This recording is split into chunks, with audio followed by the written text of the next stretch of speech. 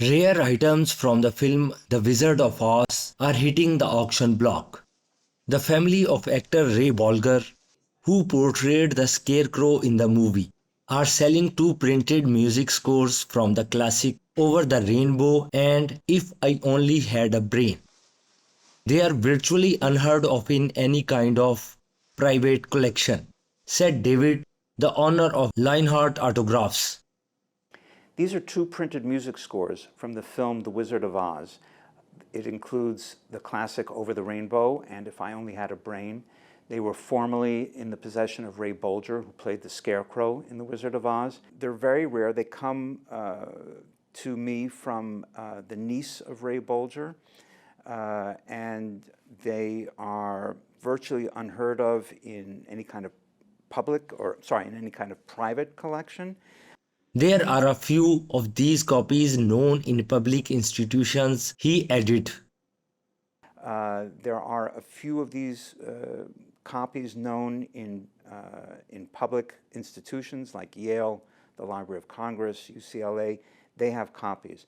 So these are actually the printed scores, again, used during the film with the music of Harold Arlen, the lyrics of Yip Harburg, and they were used during the production.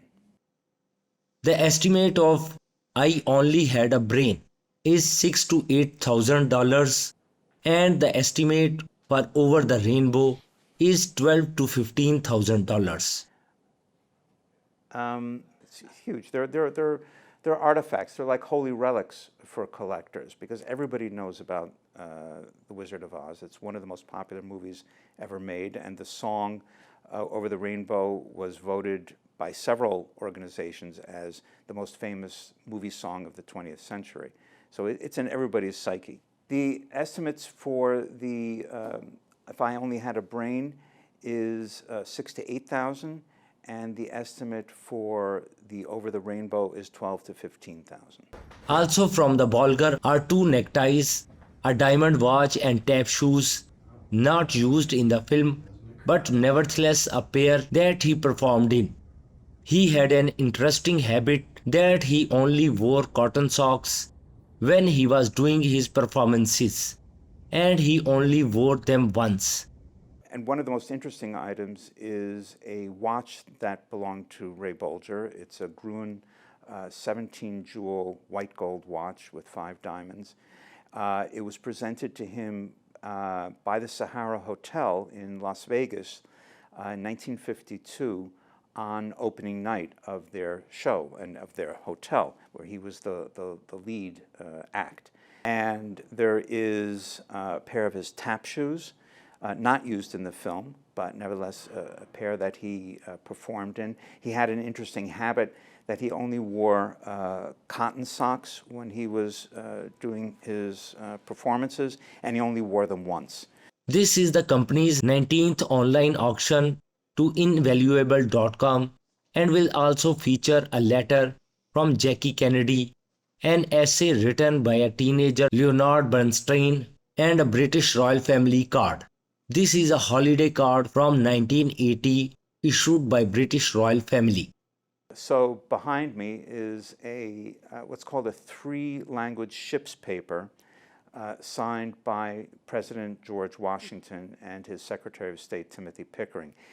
These ship's papers were issued as a form of identification. They were, in a sense, like passports or permissions to sail. And this is for a schooner setting out from Massachusetts in 1795 sailing to Martinique.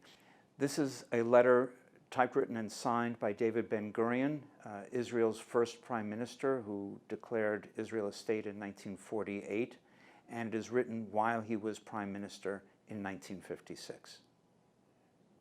This is a holiday card from 1980 issued by the British royal family. It shows the Queen Mum in the center, flanked by her daughters, Queen Elizabeth II and Princess Margaret, and it is signed by the Queen Mum. The world of autographs is relatively small if you take out Hollywood entertainment autographs and sports autographs, which is enormous.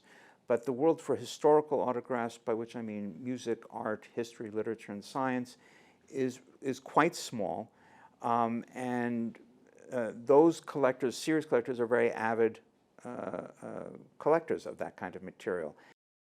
The online sale will end on November 1st.